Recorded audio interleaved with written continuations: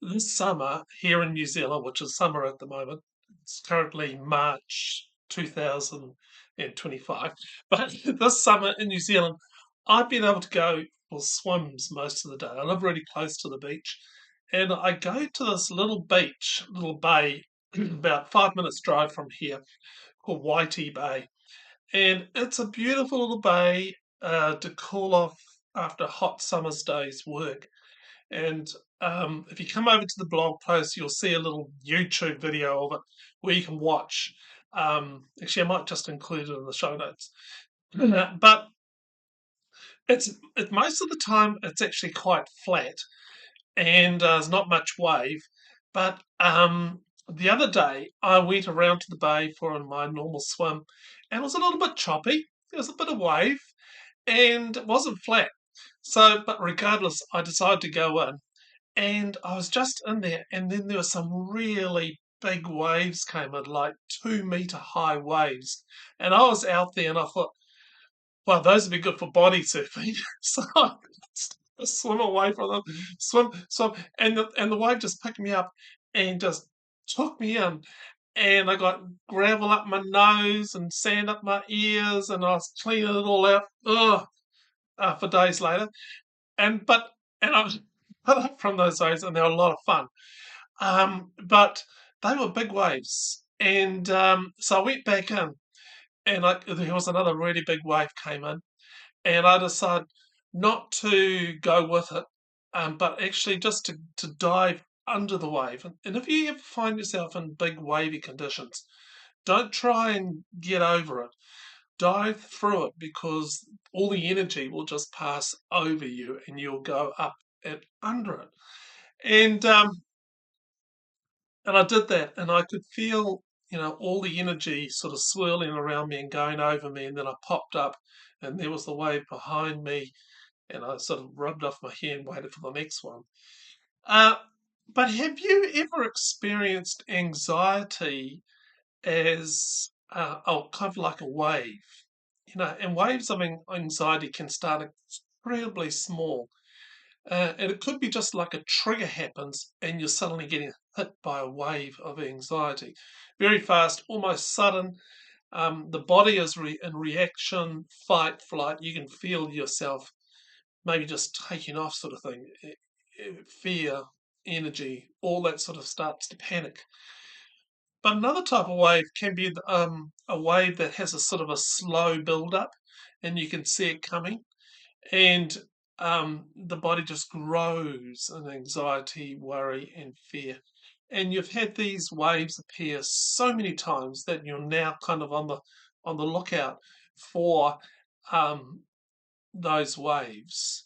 And the brain, as a the brain actually takes shape from what the mind rests upon. So if you're resting on looking for waves, your brain is going to be wired for it.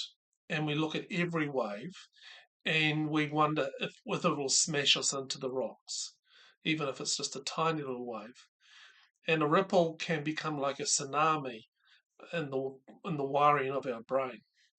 And look, most days that I've swum there, it's been calm and quiet, and I've felt the gentle, movement of the current, the tide going in and out. And I'm just sort of like been bobbing along, and a wave may come along, and I just go up and then down in it. It's quite nice actually, and you get held by the saltiness of the water and floating. I'm encompassed sort of by all this water by something much larger and more powerful than I am. And I'm just part of the flow. Waves come, waves go, and life is full of waves. And things happen in our daily walk that actually might catch us by surprise. Ripples, waves, tsunamis. Now, when I feel the wave of fear coming along, anxiety, I take a quiet, deep breath and dive underneath them. And I let the energy of them pass up and over me. And as I dive through the waves and into the very substance that might cause me harm, all that water and power, I hear what Spirit says. Spirit says, I am with you. And in Isaiah it says, "Do not fear, for I have redeemed you. I have called you by name. You are mine. When you pass through the waters, I will be with you. And through the rivers, they shall not overwhelm you. And when you walk through fire, you shall not be burned, and the flame shall not consume you. For I am the Lord your God, the Holy One of Israel, your Saviour." I've recently been listening to the audiobook version of the biography of William Wilberforce, written by William Hague. It's 22 hours long. It's not quick. Listen, but it's good. And this guy, William Wilberforce, he was a British member of Parliament who was instrumental in the abolition of slavery in 1807. And William Wilberforce believed in the role of providence. Providence, the protective care of God as a spiritual power. That that God's hand could be detected in events great and small. And Wilberforce said this: "How I abhor the word fortunate, as if anything happens by chance. It's not luck, it's not being fortunate or less fortunate, it's not things happening by chance, it's providence." And looking for a Bible story that carries this theme of providential care, we look to the story of Esther, Queen Esther, and you'll have to read the whole story. It's a great story. But she comes to this royal position of being queen for such a time as this, when a tsunami of destruction was going to come upon the Jewish people. She was in that position at the right time, at the right place. God's providential care for the people.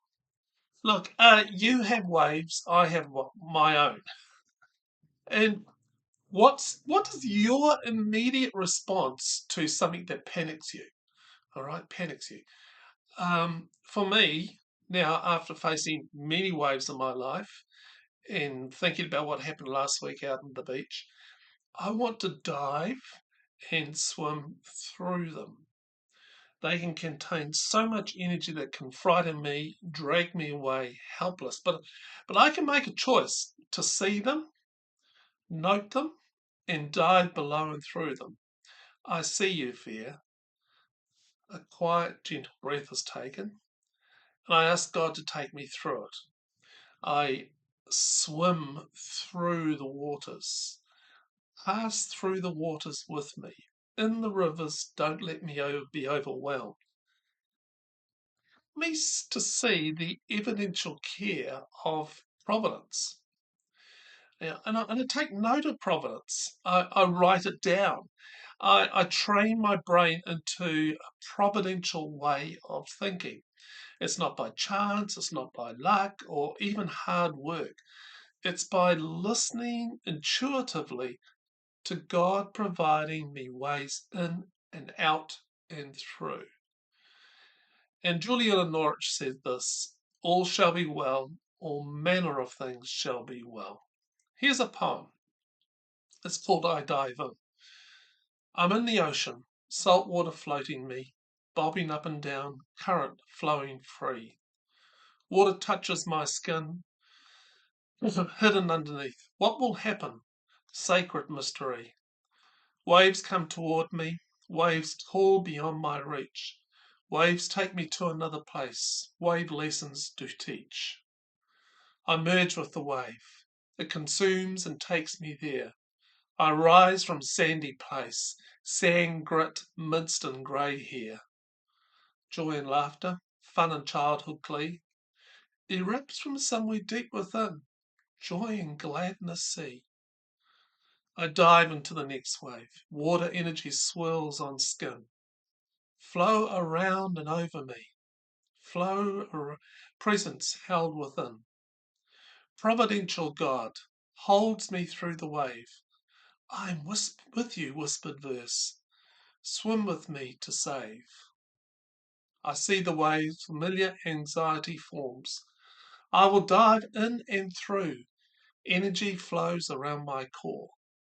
I'm teaching my brain a new thing, to swim instead of drown. to dive into God's presenting love. In providential hands I'm found. Hey, if you struggle with anxiety, if you want to get some help, um, come on over and get on my email list because I'm going to be doing a course shortly about anxiety, and you may want to take the course. There's a link in the show notes below where you can sign up to the email list, where you can read this blog a bit further. But I pray that you would learn as you see the waves or feel the waves of anxiety build up, that you would learn to dive through them, go through them with God. Bye.